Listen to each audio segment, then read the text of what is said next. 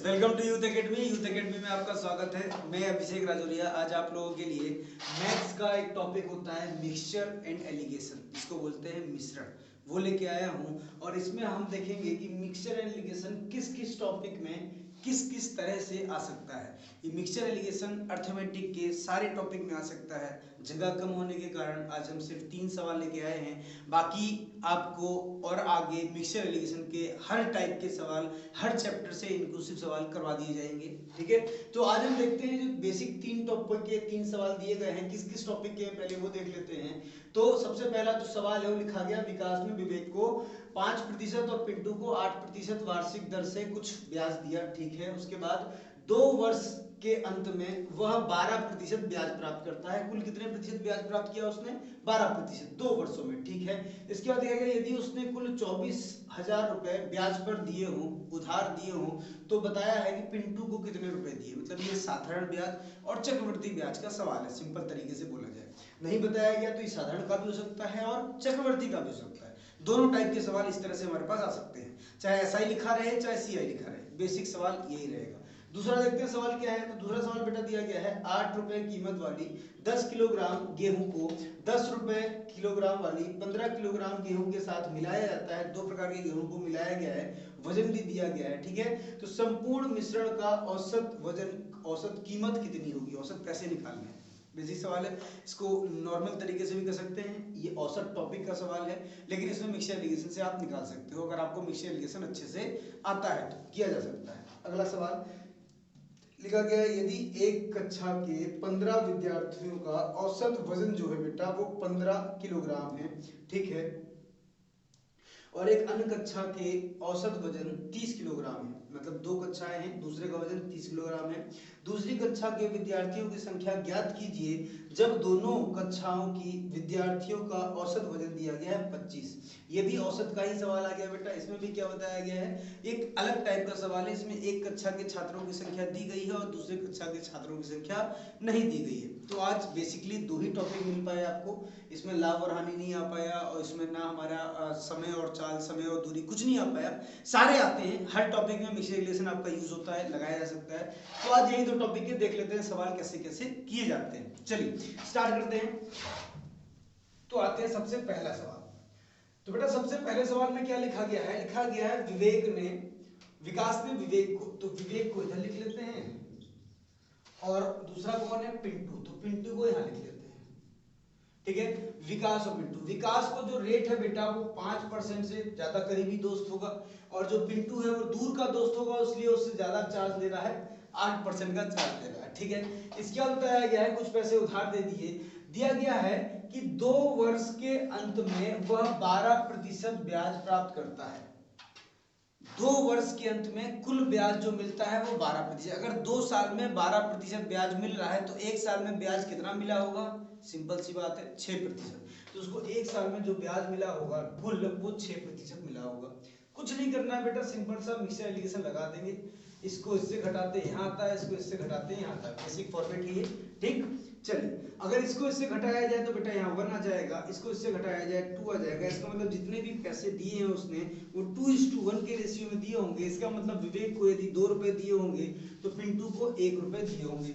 अब यहाँ साफ साफ लिखा गया है क्या, कि उसने कुल जो पैसे दिए हैं वो 24,000 रुपए दिए। कितने दिए बेटा, 24,000 रुपए दिए हैं।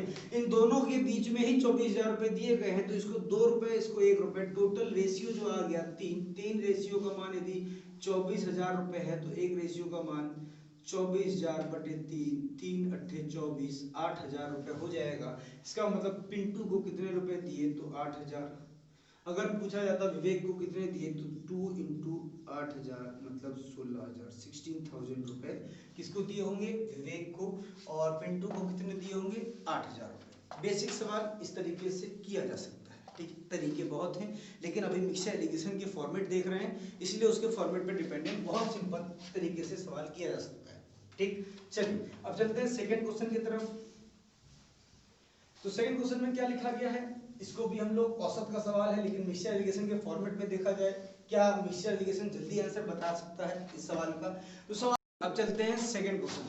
तो सेकंड क्वेश्चन में क्या देखा हमने, लिखा हुआ बेटा 8 रुपए कीमत वाली 10 किलोग्राम गेहूं को 10 रुपए प्रति किलोग्राम वाले 15 किलोग्राम गेहूं के साथ मिलाया जाता है, संपूर्ण मिश्रण का औसत कीमत जो है वो क्या होगी।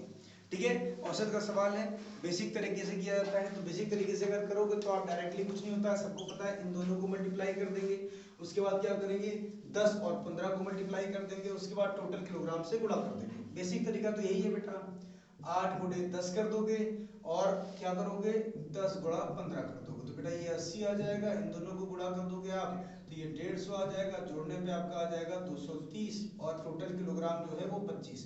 तो 230 को 25 से डिवाइड कर दोगे 5 5 जा 5 4 जा 5 6 जा, फिर 5 से डिवाइड कर दोगे उसको 5 8 जा 40 5 9 जा 45 9.2 आ जाएगा। ठीक है, 9.2 रुपीज पर केजी। ठीक, ये आ जाएगा आपका। तो ये तो बेसिक फॉर्मेट हो गया। ये बेसिक फॉर्मेट तब अच्छा होता है जब आपके अंक जो हैं वो इजी वाले हो। ठीक है, जब इजी वाले, लेकिन अगर आपके जो अंक है ये बेकार में 98 लिखा होता है या 78 लिखा होता, फिर मल्टीप्लाई करने में टाइम ज्यादा लग जाता। उससे बचने के लिए हम क्या करते हैं, मिक्सचर एलिगेशन के पास जाते हैं, और जिसने मिक्सचर एलिगेशन अच्छे से पढ़ा हुआ है उसके लिए बहुत सिंपल कॉन्सेप्ट है। हम देखेंगे कितने कितने रुपए वाले चावल है हमारे पास। तो एक फर्स्ट श्रेणी का चावल है, सेकेंड श्रेणी का, ये अच्छा वाला होगा, ये खराब वाला, कोई सा वाला भी हो सकता है। तो पहले जो रेट है वो बेटा 8 रुपए प्रति किलोग्राम है, और दूसरे वाले का जो रेट है बेटा वो 10 रुपए प्रति किलोग्राम है। यहाँ हमने क्या लिखा है, इनके कॉस्ट लिखे हैं रुपए।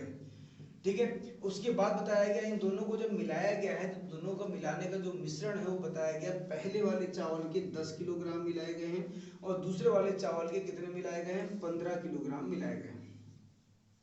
ठीक है, इन दोनों को मिलाने का जो रेशियो है वो कितना कितना है, 15 और 10 का। अब 15 और 10 का यदि हम लोग रेशियो निकाल ले बेटा तो 5 2 जा 10 होता है और 5 3 जा 15 होता है। इसका मतलब इनका जो भी रेशियो आएगा, जो भी आएगा यहाँ पे वो 2:3 के रेशियो में आना चाहिए। कितने के रेशियो में आना चाहिए, 2:3 के रेशियो में आना चाहिए। अब हम क्या करेंगे बेटा, इसको बीच वाली संख्या निकालने के दो तरीके होते हैं।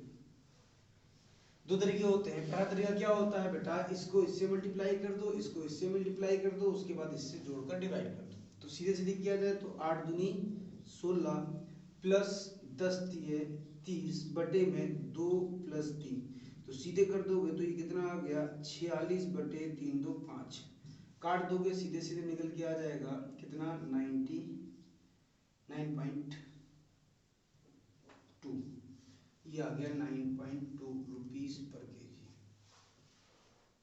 ये फर्स्ट फॉर्मेट है, इसमें हमारा डायरेक्ट आंसर निकल के आ जाता है। उसमें क्या करना पड़ता है, यहाँ का रेट निकालने के लिए इसको इससे मल्टीप्लाई करते हैं, इसको इससे मल्टीप्लाई करते हैं, उसके बाद इन दोनों को जोड़ के डिवाइड कर देते हैं। ये बेसिक फॉर्मेट है, इसमें आपको मेहनत कम लगेगी। जैसे इसमें थोड़ी ज़्यादा मेहनत लगी, अगर अंक डिफिकल्ट होंगे तो ये वाला बहुत ज़्यादा लेंदी हो जाता है क्योंकि मल्टीप्लाई करना पड़ता है, लेकिन इस वाले मेथड से आप जल्दी आंसर निकाल सकते हो। तो मिक्सचर एडिशन का हम कहाँ यूज़ कर रहे हैं, औसत टॉपिक में यूज़ कर रहे हैं।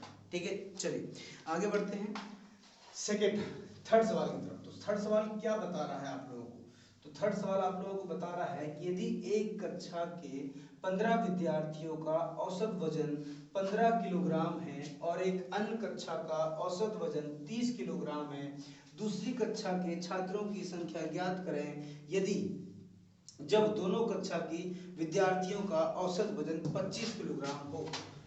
ये भी देखिए बेसिक तरीके से करोगे तो आप हो सकता है परेशान हो जाओ, ज़्यादा लंबा जाना पड़ेगा आपको, इसीलिए इसमें भी हम क्या करेंगे, मिक्सचर एलिगेशन का फॉर्मेट इस्तेमाल करेंगे। बहुत सरल हो जाएगा सवाल।